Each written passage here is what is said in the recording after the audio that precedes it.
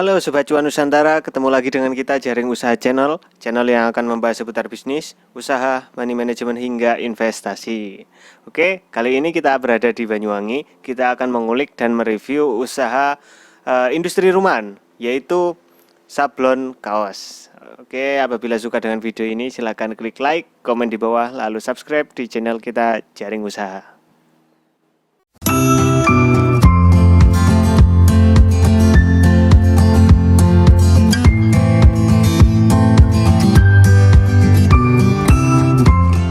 Oke, selamat sore Mas. Sore. Pertama-tama perkenalkan dulu namanya siapa dan ini alamatnya di mana Mas? Oke. Nama saya Gali. Kebetulan alamat saya ini di Jalan Ikan Tongkol nomor 35 RT 4 RW 4 lingkungan Kerajaan Kertosari, Banyuwangi Kota. Nah, ini udah berapa tahun ini Mas menggeluti bisnis sablon kaos ini Mas? Kalau nggak salah ya, saya mulai ini di tahun 2018. 2018 Ya. sampai sekarang 2023. Ye, Berarti udah sekitar 5 tahun ya? ye, kurang lebih segitu. 5 tahun. Nah, dulu ceritanya bagaimana Mas? Kok bisa tertarik usaha sablon kaos ini? Ya dulu awalnya memang gini Mas, saya memang suka sama gambar ya. Ya, gambar. Jadi senang sekali gitu sama gambar-gambar, dan kebetulan teman saya ini ada yang nyaranin gitu, ngajak lah istilahnya, ayo belajar nyablon gitu. Awalnya cuma iseng-iseng gitu, cuma tambah kesini kok menyenangkan ya. Habis itu dari bisa dapat uang lagi dari awalnya senang gitu, karena Jadi akhirnya jadi passion ya? jadi pasiennya di situ. Oke. Nah, dulu sempat kesulitan nggak Mas untuk mempelajari sablon kaos ini Mas? Ya, pada dulu waktu belajarnya ya sama-sama sulit karena kita belum tahu kan ya. Jadi masih meraba-raba gitu. Ya belajarnya ya gitu, cuma seiringnya waktu sama jam terbang itu ya lama-lama biasa kok. Lama-lama terbiasa dan bisa ya Mas ya? Bisa karena terbiasa. Bisa karena terbiasa. Iya. Oke. Nah, saya dengar Mas ini bukan asli sini, bukan asli Banyuwangi. Dulu Iya. aslinya mana Mas? Kalau saya aslinya ini dari Bandung sebenarnya. Dari Bandung. Aslinya dari Bandung, merantau ke Bali. Nah, waktu di Bali saya kenal istri. Habis itu saya buka di sini. Pindah ke Banyuwangi dan menetap di sini, lalu buka usaha di sini. Oke. Jadi untuk ke sablonnya ini, Ya. ini dulu belajar dari Bandung apa dari Bali malahan? Dari Bandung saya sudah mempelajari dikit-dikit ya. Dikit-dikit. Terus diasah lagi waktu ada di Bali. Oh, dulu waktu itu kerja atau bagaimana Mas? Ya, kerja waktu itu. Waktu itu dulu kerja dulu awalnya. Awalnya saya kerja di beberapa tempat, di beberapa garmen juga. Setelah itu baru saya buka sendiri. Nah, berarti kan sampai sekarang, itu kan kemarin kan sempat terdampak pandemi Mas, Iya. di tahun 2020 sampai 2022, Iya. ya kan? Iya. Itu bagaimana Mas untuk usaha ya jenengan ini Mas? Kalau pandemi itu ya, bagi saya siapa yang nggak terdampak sih Mas. Iya. Apalagi seperti saya ini benar-benar terdampak ya. Bahkan kemarin itu saya sempat karena memang nggak ada kerjaan, akhirnya saya sempat potong rambut keliling waktu itu. Oh, sempat ngelirik profesi lain Ya, berarti. saya sempat alih sebentar, cuma ya itu karena saya kemasukan orderan lagi, akhirnya balik lagi nyablon lagi gitu. Berarti hanya mengisi kekosongan Ya, karena nggak mengisi ada kekosongan, ini ya. karena nggak ada pekerjaan waktu itu, nggak ada penghasilan lah. Iya. Gitu. Saya putar otak gimana caranya supaya tetap berpenghasilan. Ya, saya nyoba di cukur keliling itu. Oke. Nah, berarti waktu itu sempat ibaratnya down lah ya Mas ya, karena terdampak pandemi dan memutuskan untuk cukur keliling tadi. Ya. Nah, kalau sekarang ini Ya. setelah pandemi, bahkan di awal tahun 2023 ini, bagaimana untuk pelanggan-pelanggannya jenengan ini Mas? Kalau untuk tahun ini ya, saya ini sangat optimis sih Mas, di tahun 2003 ini kemungkinan apa perproduksian kaos ini akan apa namanya akan ramai lagi lah, bisa ramai bisa lagi. bangkit lagi seperti sebelum pandemi ya. Karena memang kemarin di pandemi ini hampir semuanya terhenti ya, bahkan dari brand-brand besar pun banyak yang gulung tikar ya mas. Bahkan banyak PHK massal waktu itu. Ya. Nah, produknya yang ada di sini itu kan yang saya pernah tahu ini mas. Ini sablon itu kan ada banyak macamnya ya. Ada DTG, DTF dan lain-lain ya. Itu kalau di sini memakai macam yang mana mas? Atau semuanya ada? Kalau di sini kebetulan yang saya kerjakan itu ada dari ini. Kalau ini tintanya rubber mas, ini atau bisa dibilang ini water base ya. Oh, water base. Basis air dia. Ini rubber. Lalu kemudian di sini ada ini DTF mas. Oh itu DTF. Ya ini DTF. Terus ini, nah ini discharge. Oh discharge. Discharge itu cenderung rata mas, nggak ada rasanya kalau dipegang nih, tidak bertekstur gitu. Jadi seperti megang kainnya aja, coba sampai pegang. Oh iya. Ya. Iya. Nggak ada teksturnya ya. Dan yang terakhir ini, kalau ini plastisol mas. Plastisol. Ya. Jadi ada 4 jenis yang saya pakai. Ada 4 jenis ya di sini. Iya kurang lebih. Nah untuk pelanggan itu biasanya mintanya yang seperti apa mas di sini? Kalau mungkin kebanyakan itu ya, kalau nggak rubber ya plastisol itu mas. Kalau nggak rubber yang plastisol. Iya, rubber sama plastisol. Karena apa biasanya mas? Karena harganya murah atau kualitasnya bagaimana atau? Karena mungkin kalau rubber ini lebih ramah lingkungan ya. Oh ramah lingkungan. Yeah, terus kalau rubber ini ya lebih cepat lah prosesnya. Lebih cepat prosesnya. Pengerjaannya lebih cepat. Nah untuk beberapa jenis tadi itu bisa dikatakan yang paling tahan lama itu yang model jenis apa mas? Kalau menurut saya yang paling lebih tahan lama ini jenis ini mas, plastisol. Plastisol. Ya plastisol. Plastisol ini lumayan cukup awet ya. Cuma kelemahannya ini dia nggak bisa disetrika. Oh nggak bisa disetrika? Nggak bisa disetrika, karena kalau disetrika nanti gambarnya ini nempel di setrikanya. Setrikanya. Oke. Sama kayak DTF ini, DTF juga sama. Ini dia nggak bisa disetrika. Kurang lebih sama lah. Yang bisa disetrika yang mana mas? Yang bisa disetrika ini.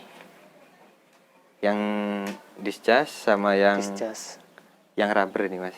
Ini rubber bisa disetrika, aman kalau ini. Oh gitu. Sangat-sangat aman. Makanya saya bilang ramah lingkungan. Oh gitu. Dia lebih welcome sama setrika. Nah kalau yang nggak bisa disetrika tadi mas, itu bagaimana kalau ini merapikannya mas? Perawatannya ya? Iya perawatannya. Mungkin bisa boleh disetrika asal mungkin di atasnya dilapisi kain. Oh. Ataupun kalau nggak gitu disetrika dari bagian dalamnya. Oh gitu. Untuk ngejar rapihnya ya, cari rapihnya kita bisa setrika dari dalam, bagian dalamnya. Keadaan baju terbalik ya, ininya harus terbalik, jadi disetrika dari dalam. Setelah agak rapi baru dibalik lagi. Dan ini ya jangan dikenain setrikanya kalau yang plastisol. Iya. Siap-siap. Atau dilapisi koran kain, gitu ya? Atau kain lah lebih aman. Kain lah ya. Kain kaos juga gitu, lebih aman. Oke. Nah kita beralih ke pembuatannya ini mas. Nah untuk sablonnya sendiri itu sulit gak mas untuk membuatnya mas? Ya karena saya sudah terbiasa ya, jadi ya nggak sulit? Nggak sulit lah, biasa aja lah gitu. Oke. Untuk tahap awal ada berapa tahapan mas biasanya mas kalau penyablonan? Penyablonan ini ya mungkin tahap pertama ini dari desain dulu ya. Dari desain dulu. Nah, setelah desain baru kita print untuk filmnya. Print, ya. Nah, habis itu kita after di screennya. Oh ya, screen itu kayak gini mas. Oh ya. Nah, ini namanya screennya. Ini namanya screen ya. Ya, jadi prosesnya itu sebelumnya ini ada gambar ini kosong mas. Kosong. Iya. Lalu dikasih obat afternya, lalu dikasih sinar. Disinari kalau pakai lampu itu saya biasa sekitar 5 menit sampai 7 menit lah maksimal kalau pakai lampu. Kalau pakai matahari saya cuma beberapa detik aja, nggak nyampe 10 detik kok. Oh, Kalau gitu, pakai malah sinar cepet matahari, ya pakai pakai matahari. sinar matahari lebih cepat. Karena kalau terlalu lama dia gambarnya susah ditembus air nanti. Oh, malah seperti itu. Prosesnya jadi setelah proses penyinaran itu dibasahi, habis itu kita semprot pakai semprotan burung itu. Nah, jadi bagian yang tadi kena kertas warna hitam-hitam di kertasnya itu, Ya. itu akan bolong mas. Jadi membentuk desainnya Untuk itu. desain ya. Ya kurang lebih seperti itu. Iya, iya. Nah, setelah screennya jadi, habis itu diapakan mas? Habis itu saya biasanya seleksi ya, seleksi biasanya ada bintik-bintik di luar dari objek sablon itu mas. Oh, tadi yang ditempel itu ya? Kursir itu ya, biasanya saya tambal-tambal dulu itu, habis itu saya jemur. Setelah yang obat tembelannya itu kering, baru saya kasih penguat. Iya, iya. Biasanya kalau untuk tinta plastisol saya nggak pakai penguat, langsung bisa. Yang penting sudah nggak ada bolong-bolongnya itu, nggak ada, aman sih, bisa langsung dipakai. Oh, gitu. Ya. Setelah dikasih penguat, habis itu langsung Dijemur lagi. Dijemur lagi. Ya. Dijemur lagi supaya dia kering dulu. Ya paling enggak 30 menit sampai 1 jam lah mas, baru bisa dipakai. Baru bisa dipakai. Ya. Habis itu bagaimana mas? Habis itu ya langsung ke proses sablonnya itu mas. Disiapkan dulu catnya tadi ya mas? Catnya tadi disiapkan, habis itu disolasi keliling dari screennya itu. Ya. Habis itu baru bisa dipakai. Baru bisa dipakai. Ya. Apa namanya diginikan itu mas? Digesut lah. Kalau orang tukang sablon bilang itu digesut. Digesut gitu ya. Oke. Jadi itu proses pewarnaannya. Ya, pewarnaan. Nah, ini saya lihat tadi waktu mewarnai kan itu satu screen itu satu warna. Ya. Apa memang seperti itu mas? Ya, memang kalau untuk di sablon itu satu screen untuk satu warna ya. Jadi naiknya per warna itu mas. Iya. Jadi warna misalkan ada seperti ini ya, ini warna putih sama merah. Iya. Jadi putihnya dulu naik, setelah warna putihnya tertutup baru yang kedua merahnya yang naik gitu. Jadi warna cerahnya dulu. Ya, dari mana yang lebih mudah dulu. Lebih mudah ya. Okay. Oke. Nah, setelah itu dikasih warna tadi mas, Ya. itu dijemur atau diangin-anginkan saja atau bagaimana mas? Kalau setelah dikasih warna ini biasanya saya keringin pakai hot gun ya. Ada pengeringnya. Ada pengeringnya ya? Iya, pengeringnya itu hot gun. Kalau untuk tinta rubber itu pakai hot gun. Mungkin kalau untuk tinta plastisol saya pakai flash curing, ada yang lampu itu mas. Lampu pengering ya. Lampu pengering sendiri ya. Oke. Khusus itu. Nah, ini berarti kalau misalkan ada yang customer yang minta untuk gambar yang banyak warna, itu berarti butuh screen yang banyak mas? Iya, sesuai dari warnanya mas. Misalkan dari desainnya itu ada 6 warna ya, saya pakai 6 screen berarti. Gitu. Per warna satu screen. Gitu. Warna satu screen. Ada contohnya? Ada. Contohnya ya ini ya. Oh ya. Ini. Sorry. Ini ada 4 warna mas. Oh, ini malah ada 4 warna ini? Ini 4 warna. Warna apa saja mas? Warna ini ya? Krem muda. Krem muda. Krem sedang. Oh ya, krem sedang. Krem tua, terus tua hitam. Hitam ya? Oh iya. Itu 4. Kebetulan ini screennya ada 4. 1, 2, 3, 4. Ini terakhir semalam saya pakai. Oh gitu. Baru selesai semalam. Nah mas, dari screen yang sudah digunakan tadi, kalau sudah selesai, ini apakah bisa dipakai lagi mas? Masih bisa. Masih bisa? Masih bisa. Itu metodenya penghapusan screen ya. Nanti dihapus dan dia balik lagi ke seperti ini mas. Ke kosong tadi ya mas? Oh, ya. Kayak kanvas ya? Ini kosongnya seperti ini mas. Balik lagi ke sini nanti. Dihapus lah istilahnya. Dihapus. Ini berarti bisa dipakai beberapa kali nih mas? Bisa. Selama nggak robek masih bisa dipakai. Oh gitu. Ya. Untuk penghapusannya pakai apa nih mas? Untuk ngapus ini biasanya saya pakai kaporit ya. Berarti kalau ada customer yang pesan gambar atau desain gitu yang banyak warna itu berarti kan juga mempengaruhi kos atau biaya kan Mas? Ya, biasanya menyesuaikan desainnya kalau soal harga itu. Oh gitu. Ya. Nah, bicara soal harga ini Mas, ini mungkin ada yang lihat video ini dan ingin sablon Ya. di sini, itu bisa tahu nggak Mas untuk rentangan harganya itu berapa sampai berapa Mas kira-kira Mas?